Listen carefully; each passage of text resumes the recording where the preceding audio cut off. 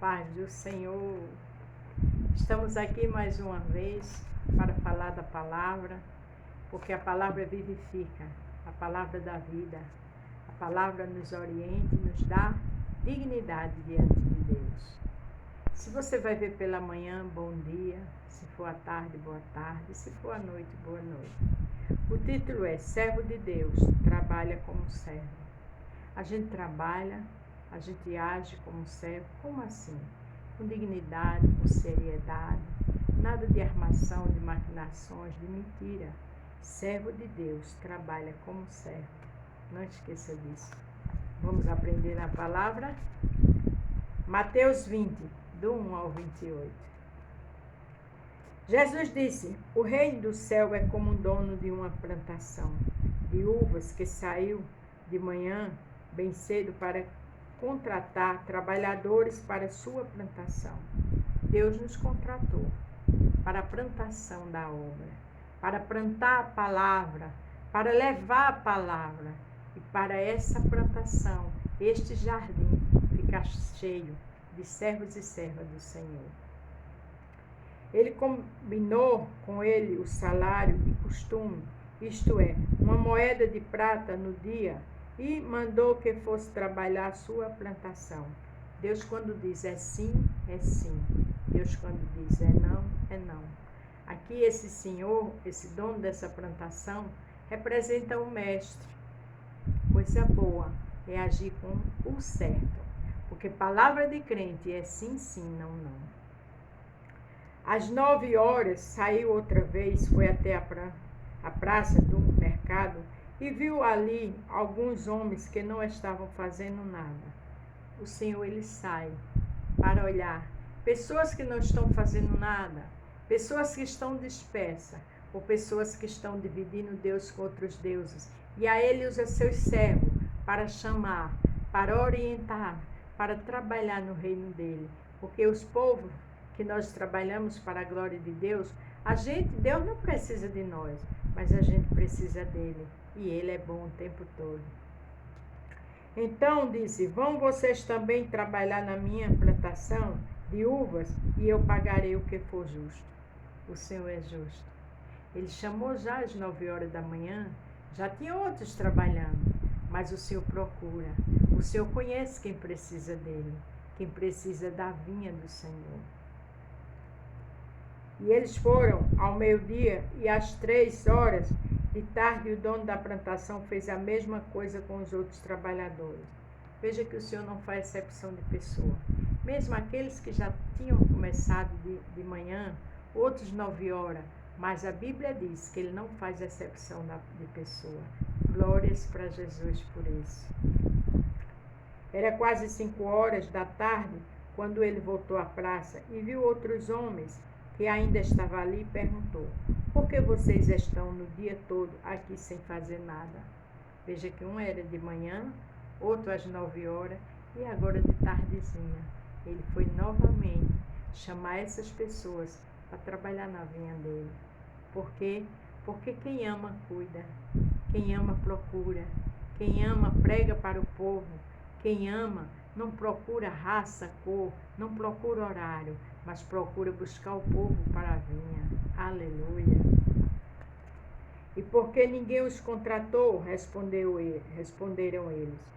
Então ele disse: vão vocês também trabalhar na minha plantação.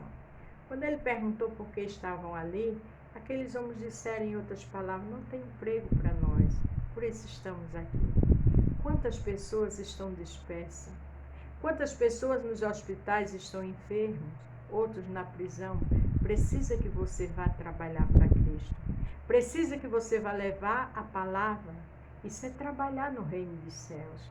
Tem pessoas que ainda não conhecem, tem pessoas que estão sedentas da palavra. Aqui simboliza trabalhadores trabalhando no campo, mas eu e você tem que trabalhar para Deus. Servo de Deus trabalha como servo, não olha a quem, mas vai buscar as ovelhas perdidas do Senhor.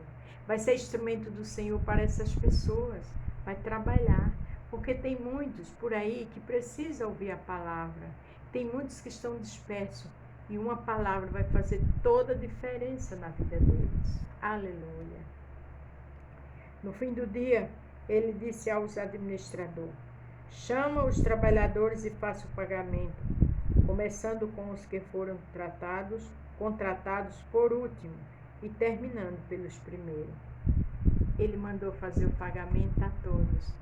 Teve gente que chegou bem cedo, outros foram chegando mais tarde, mas o Senhor, como eu já disse, Ele não faz acepção de pessoas. Ele ama por igual. A Bíblia diz que Ele ama, que Ele busca, que Ele quer você e eu na casa dEle, trabalhando para Ele, ceifando para Ele. Ele quer que eu e você deixe tudo do mundo que não agrada a Ele e que vá para a casa dEle, para o nome dEle ser glorificado. Escute a voz do Mestre, faça a vontade do Senhor. Não olhe falha de ninguém, olhe o amor do Senhor. Trabalhe para Ele. Os homens que começaram a trabalhar às 5 horas da tarde receberam uma moeda de prata cada um. Então os primeiros que tinham sido contratados pensaram que iam receber mais, porém eles também receberam uma moeda de prata cada um. Às vezes a gente acha que a gente fez mais do que A ou de B ou B, porque eles chegaram mais cedo, mas receberam tudo igual, porque o Senhor ama por igual. O Senhor cuida, o Senhor não olha o que eu e você fez, o Senhor chama para a vinha dele, o Senhor chama para a gente não olhar quem é quem, qual o cargo de cada um, mas o Senhor chama para o poder dele ser glorificado na minha e na tua vida. Ele chama para a gente obedecer, ele chama para a gente entender o que significa o reino dos céus, ele chama para a gente ser transformado pelo poder da palavra dele, ele chama para a gente ficar atento à vontade dele, não à nossa. A Bíblia diz, é melhor obedecer do que sacrificar. Às vezes está na casa do Senhor olhando a falha de A, ou de B ou de C, olhando quem é quem tem, quem não tem, não. Vá para a casa do Senhor, para a vinha do Mestre, ouvir a voz dele. Vá para o Senhor pedir para ele lhe transformar de dentro para fora. Vá para a casa do Senhor para ser uma boa pessoa, um cidadão do céu, uma cidadã do céu. Não vá para a casa do Senhor com outros interesses. Não vá para a casa do Senhor para fazer amizade, para usar como conhecimento amanhã. Não. Vá para a casa do Senhor para ver o poder de Deus na sua vida. Porque a Bíblia diz que o Senhor tem olhos como chamas de fogo, diante dos bons e dos maus. A Bíblia diz que o Senhor conhece o nosso oculto, o nosso profundo e o nosso escondido. Não vamos fazer barganha na casa do Senhor. Vamos ouvir o Mestre. Vamos atender à vontade do Senhor, para a glória de Deus.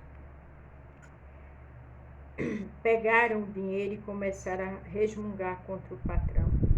A casa do Senhor é para ser transformada. A casa do Senhor não é para resmungar.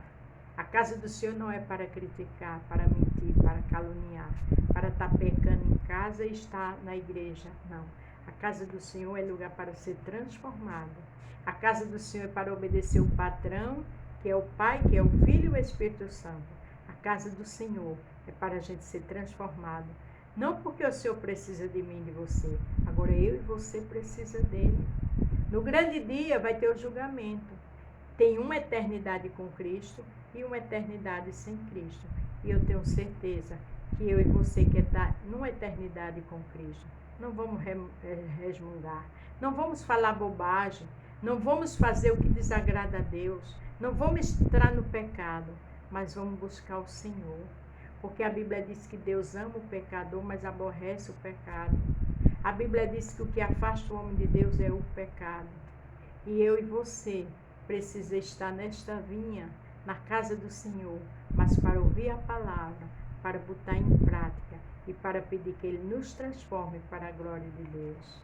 Lembre-se do título: servo de Deus trabalha como servo, servo de Deus age como servo, servo de Deus anda como servo, servo de Deus fala como servo, servo de Deus tem a atitude de servo. Aleluia! Dizendo estes homens que foram contratados por último, trabalhamos somente 1 hora, mas nós aguentamos o dia todo debaixo deste sol quente. No entanto, o pagamos deles foi igual ao nosso? Isso muitas vezes é inveja. é querer o que mais do que o outro, ou é querer o que o outro tem. Tudo isso é abominável aos olhos do Senhor. O contrato não foi para aquela moeda. Então, independente do servo do Senhor, Deus chamar um primeiro, um depois ou outro antes, independente disso, Deus trata todos por igual. Tem aqueles que têm cargo na igreja, amém. Se você sonha, vá fazer por onde? Vá buscar a face do Senhor, vá se afastar do pecado e diga: Senhor, um dia também eu quero trabalhar na tua obra que o Senhor coloca. Mas não fique comparando você com ninguém. Estudo na casa de Deus, tanto faz. É bom, mas achar melhor do que os outros, não. Porque na casa de Deus, o que Deus faz você entrar na vinha e eu, é a dignidade, é o caráter. E aqui ele estava preocupado porque chegaram mais cedo, né, pegaram o sol e aqueles ganharam igual. Mas o contrato foi por igual. Então Deus ama por igual. Agora Deus vê o coração. Porque a Bíblia diz que o homem vê a aparência, mas Deus vê o coração, é nossas atitudes. Aí dono disse a um deles. Aí o dono disse, né, que representa o Senhor: escute, amigo, eu não fui injusto com você. Você não concordou em trabalhar o dia todo por uma moeda de prata? Aqui o homem disse: olha, eu não fui injusto. Você chegou cedinho, mas você sabia o seu salário. Outro chegou de 9 horas, mas eu também disse qual era o salário. Outro chegou mais tarde, mas eu também falei do salário. Então, o homem não foi injusto com ninguém. O Senhor também não é injusto com ninguém. O Senhor é justo. O Senhor dá a cada um de acordo com a nosso agir, com o nosso querer. Porque quem escolhe o bem e o mal somos nós. A porta do céu é estreita, mas é a melhor que tem. A do pecado é larga, mas é do abismo. Então escute a voz do Senhor. Não olhe para A nem B, olhe para Cristo e faça a vontade dele. Pegou o seu pagamento e vai embora, pois eu quero dar a este homem, que foi contratado por último, o mesmo que dei a você. Todos que chegaram por último, aquele senhor deu o mesmo salário. O dinheiro era dele, a fazenda era dele, e ele contratou, e ele agia como ele queria, e ele foi justo. A mesma coisa é o Senhor. Ele é justo comigo e com você. Ele dá de acordo com nossa vontade. Não é ele que nos bota em abismo, é as nossas escolhas. Não esqueça disso. Por acaso não tenho eu direito de fazer o que quero com meu próprio dinheiro? Ou você está com inveja somente porque fui bom para ele? A Bíblia diz que a inveja apodrece os ossos. A Bíblia também diz: ira se suporta, furor se suporta. E inveja, quem o suportará? Inveja é do maligno. Se eu e você ficar com inveja do que o outro tem, querer o que o outro tem, isso é coisa de Satanás. Não, tenha os olhos de Cristo, tenha o coração de Cristo, haja como Cristo, porque o mal por si se destrói, mas o bem sempre vence o mal. Não esqueça disso. E Jesus terminou dizendo: assim aqueles que são os primeiros serão os últimos, e os últimos serão os primeiros. Às vezes quer chegar em lugar de qualquer jeito, sem ser convidado, já vai entrando. Cuidado para que o dono não mande você ir para o último lugar. Porque os últimos serão os primeiros. Aqueles que têm humildade, aqueles que andam com dignidade, aqueles que querem ser servo de verdade. Louvado seja o nome do Senhor. Jesus anuncia outra vez a sua morte e a sua ressurreição. Lindo essa parte. Quando Jesus estava subindo para Jerusalém, chamou os discípulos para um lado e falou com eles, em particular, enquanto caminhava, ele disse: escutem, nós estamos indo para Jerusalém, onde o Filho do Homem será entregue aos chefes de sacerdotes e aos mestres da lei. Eles os condenarão à morte. Jesus estava conversando e ele não estava entendendo. Jesus disse: escute. Jesus ia passar por uma grande luta. Escute a voz de Deus. Escute e fique atento. Não se deixe ser disperso, para quando a luta vir, não pegar você disperso. Escute a voz do Senhor. Porque se Jesus passou por isso, eu e você também passamos por luta. mas com Jesus somos mais do que vencedores. A luta passa e a vitória vem pelo sangue de Jesus. E o entregarão e o entregarão aos não-judeus. Estes vão zombar dele, bater nele, crucificá-lo, mas no terceiro dia ele será ressuscitado. Ele disse tudo que ele ia passar, mas ele disse no terceiro dia ele será ressuscitado. Você pode até passar por dificuldades, você pode estar passando por uma grande luta, mas a vitória está bem pertinho pelo sangue de Jesus. Então a mãe dos filhos de Zebedeu chegou com seus filhos perto de Jesus, curvou-se e pediu a ele um favor. Às vezes a gente se curva, a gente ora, a gente busca, a gente jejua, mas como é que a gente está pedindo? O que é que a gente está pedindo? É para a glória de Deus ou para a nossa perdição? Temos que ver isso. O que é que você quer? Perguntou Jesus. Ela respondeu: promete que quando o Senhor se tornar rei, estes meus 2 filhos sentarão à sua direita e à sua esquerda? Que pedido, né, irmão? Que falta de sabedoria. Às vezes se pede uma coisa sem sabedoria, pede o que é do outro. Deus é justo, Ele é correto. Pede coisas que não pode suportar. Temos que saber o que vamos pedir. Temos que ser como servo, andar como servo. Vamos vigiar e ter prudência. Jesus disse aos 2 filhos dela: vocês não sabem o que estão pedindo? Por acaso vocês podem beber o cálice que eu vou beber? Podem, responderam eles. Às vezes a gente pede coisa incoerente, coisas que não estão na vontade de Deus. E às vezes a gente pede coisas que é para a nossa própria condenação. E às vezes a gente pede coisas que está dirigido para outras pessoas. Como foi pregado hoje que eu vi a mensagem. Adonias queria o que era de Salomão. E grande foi o que ele passou. Veio o que? A prova. Veio o que? O preço do pecado dele. Saiba o que pede. Ande com retidão. Peça a Deus o que é certo. E o que você não sabe, feche a boca e vá orar. Porque o Senhor sabe o que é melhor para mim e para você. Ele também não vai dar o que é dos outros a você. Vamos ser verdadeiros e certos e corretos. E dignos diante de Deus. Porque Deus não tem um pecador por inocente. Um culpado por inocente. Com Deus não se brinca. Com Deus não se faz barganha. Ele não é menino. Ele conhece o meu caráter e o teu. E Ele conhece o dia de amanhã. Louvado seja o nome do Senhor.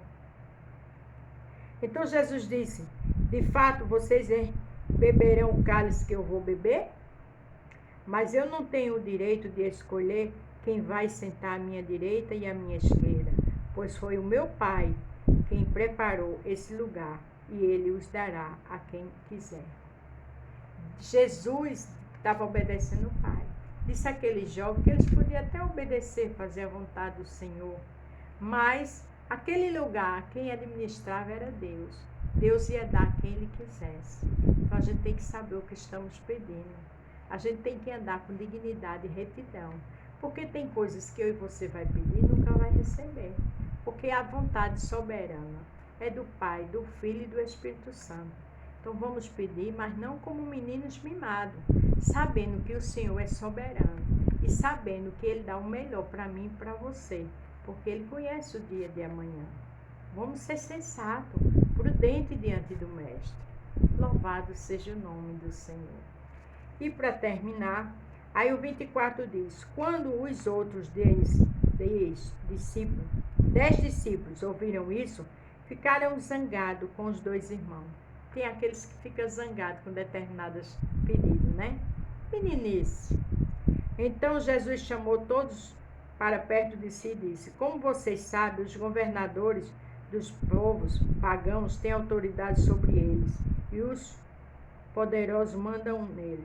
Mas entre vocês não pode ser assim. Pelo contrário, quem quiser ser o importante, que sirva aos outros. Quer dizer, tenha humildade, perdoe.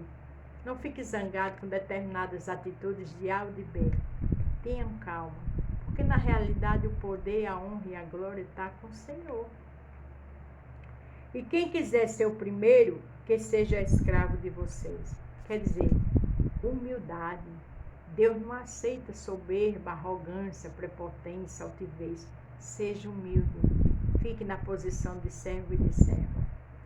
Porque até o Filho do Homem não veio para ser servido, mas para servir, dar sua vida para salvar muita gente. Até o Filho do Homem foi humilde. O Filho do Todo-Poderoso, ele veio para dar a vida dele, por mim e por você, a quem não merecia, ninguém merecia, mas ele é bom o tempo todo. Então deixe a arrogância, a soberba procede à queda. Seja humilde, porque o Senhor conhece o meu e teu coração. E Ele vai abençoar de acordo com o nosso caráter e nossa atitude, porque ninguém enganou o Senhor. Amém? Vamos ser servos? Lembre-se do título: servo de Deus trabalha como servo, servo de Deus vive como servo, servo de Deus anda como servo. Amém?